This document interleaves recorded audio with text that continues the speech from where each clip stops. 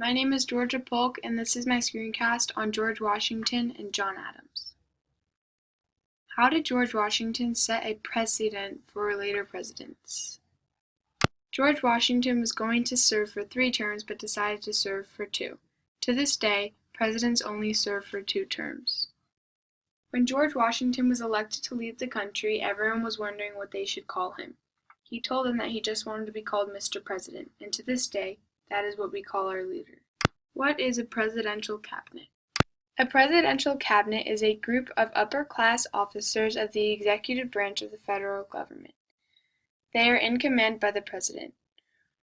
While the current presidential cabinet includes 16 members, George Washington's cabinet included just 4 original members. The presidential cabinet had a Secretary of State, a Secretary of War, a Secretary of Treasury, and an Attorney General. How was the first cabinet great? Washington understood his own limitations, and he also understood that the input of others was important. He didn't appoint people on the basis of social standing, heritage, or friendship. Washington believed that the people with the best judgment of character and talent should make up the cabinet. What 2 things did George Washington warn Americans about? Did America listen? The first thing that Washington warned the Americans about was to not make military alliances with other countries.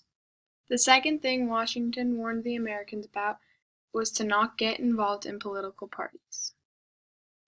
The Americans listened to the first thing that George Washington said, but not to the second, and that is why to this day we have Democratic and Republican parties. Washington knew that it would cause tension and uprising, and he was right. Analyze John Adams' presidency in light of George Washington. Explain. George Washington and John Adams were the 2 most important leaders in creating the American Republic. They were both men of principle and character and were committed to the cause of American independence. They were both Federalists and believed in a stronger national union. They desired that America stay neutral in European affairs. The biggest differences had to do with their personalities. George Washington was cautious but optimistic. John Adams was impulsive and pessimistic. To this day, Washington is known for fighting to ensure the American Republic, but not as involved in the details of the Constitution. It was Adams who was more scholarly, goes down in history for helping shape the American Republic.